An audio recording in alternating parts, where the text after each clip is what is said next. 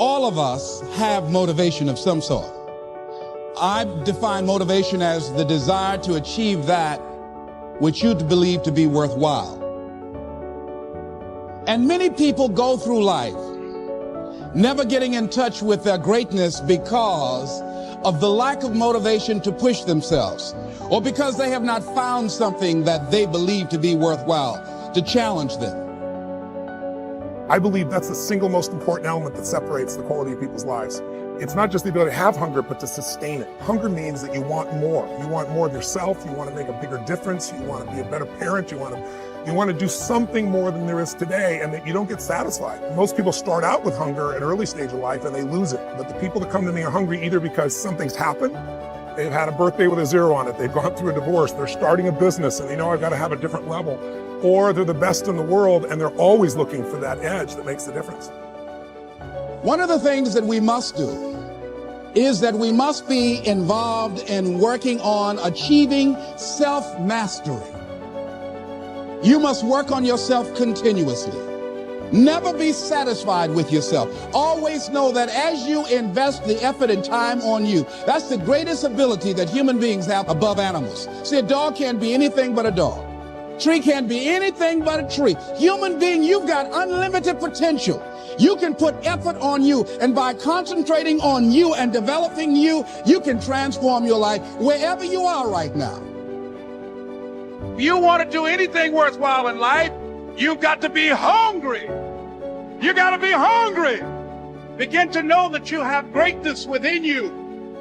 And if just one of you here begin to envision yourselves as being blessed and highly favored to reach your goals, if just one of you capture the essence of what that means, that you have greatness within you and a responsibility to manifest that greatness, that you can make your parents proud, you can make your school proud, you can touch millions of people's lives, and the world will never be the same again because you came this way.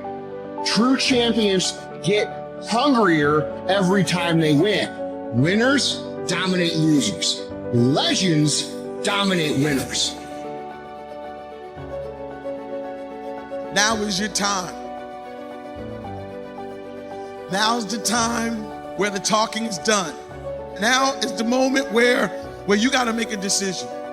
And the decision is simply this: are you ready to take the next step?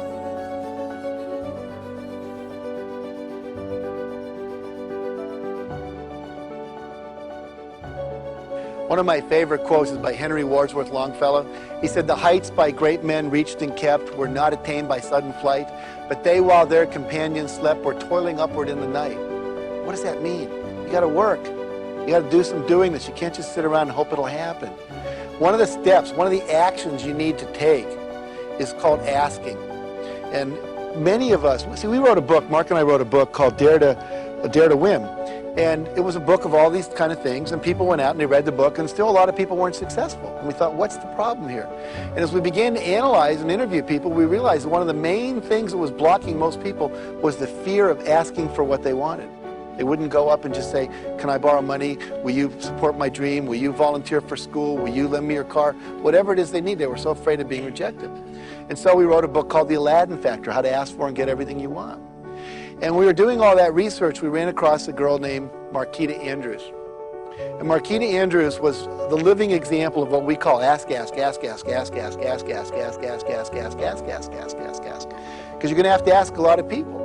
And Marquita, her mother, when she was a little girl, came up to her and said, "You know, Marquita, I have a dream. My dream is to travel around the world, but I also have a dream for you. I want you to graduate college.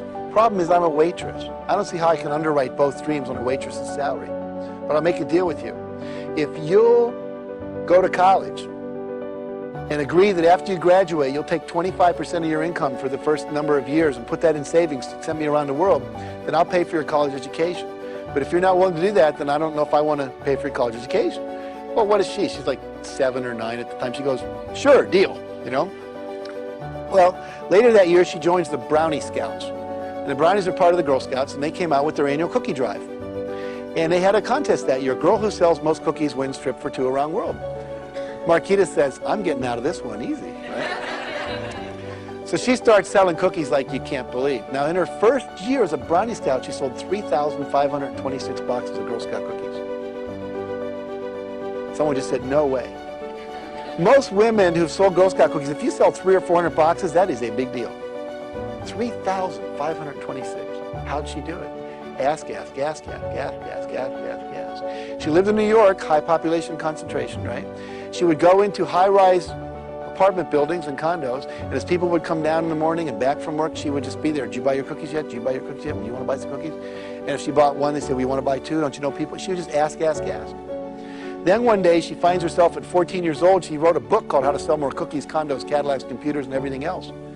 And she was the keynote speaker at Radio City Music Hall to the $1 Million Roundtable of insurance salesmen, all people who'd sold over $1 million in commissions and all this stuff. And she's up there talking to 1,000 people. At the end of her talk, she says, I want you all to look under your seat. You'll find a 3x5 card. Take that out and write a number between 5 and 10 on the card. So everybody did. And she said, that's how many boxes of Girl Scout cookies I want you to buy for me today as you leave here. That day, she sold 7,000 boxes of Girl Scout cookies. She's in the Guinness Book of World Records. Before she retired, she sold over 32,000 boxes. Isn't that astounding? Hasn't been beaten yet. Okay. But what does she do? Ask. Very powerful tool. Now, she had one final clause, a little phrase she says, SW. What does that mean? Some will, some won't. So what? Someone's waiting. So if you ask enough people, eventually someone's going to say yes. If I asked everyone in this room, do you have a red car? Eventually someone would say yes. It doesn't matter. If you ask enough people, you're going to get your dream met. I don't think that equality of opportunity is a problem. I think that's a great thing, and that anyone with any sense champions equality of opportunity. I mean, even if you're purely selfish, say, and purely self-centered, you'd want to set up an economy where everyone who had ability could be maximally exploited by everyone else, because then we can all benefit from each other's talents. And so equality of opportunity is an absolutely useful fundamental principle. But that has nothing to do with equality of outcome. Those things aren't even in the same conceptual universe. And to strive for equality of outcome is, well, it's a fool's game and likely to be extraordinarily, it has proved to be in the past, extraordinarily dangerous, as well as impossible. So, I mean, one of the things we know, for example, is that, I don't know to what degree it's common knowledge in Scandinavia, but the biggest differences between men and women in the world in terms of temperament and interest are in Scandinavia, and they've maximized as a consequence of your egalitarian policies. What do you mean by that? It means that the more egalitarian your state, the bigger the personality differences between men and women. That's like How do you measure that? How do you know that? Oh, well, psychologists have perfected, at least to some degree, the measure of personality over the last 30 years with very advanced statistical models. And so what you do is you offer men and women well-validated tests of preference and of personality. And you do that all across the world with tens of thousands of people in multi-country samples. And then you look at the difference between men and women, and then you rank order that by wealth and egalitarian social policy. And what you find is the more egalitarian the society, the more different the men and women become.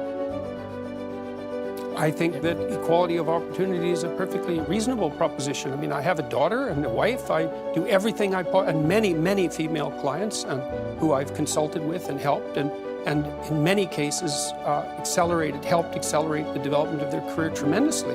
It's obviously of great utility to encourage forward striving in young people and people in general. That's not the issue in the least. The issue is the outcome. Yeah, well, and why do you think the outcome, and these countries where the outcome is more equal, why do you think that leads to bigger differences between because there's only two reasons that men and women differ. One is cultural, and the other is biological. And if you minimize the cultural differences, you maximize the biological differences. So, I know everyone's shocked when they hear this. This isn't shocking news. People have known this in the scientific community for at least 25 years. And it's been replicated in the last month 3 times in 3 separate samples, including in Science, which is the world's greatest scientific magazine by a large margin. And it isn't a small effect, it's a huge effect.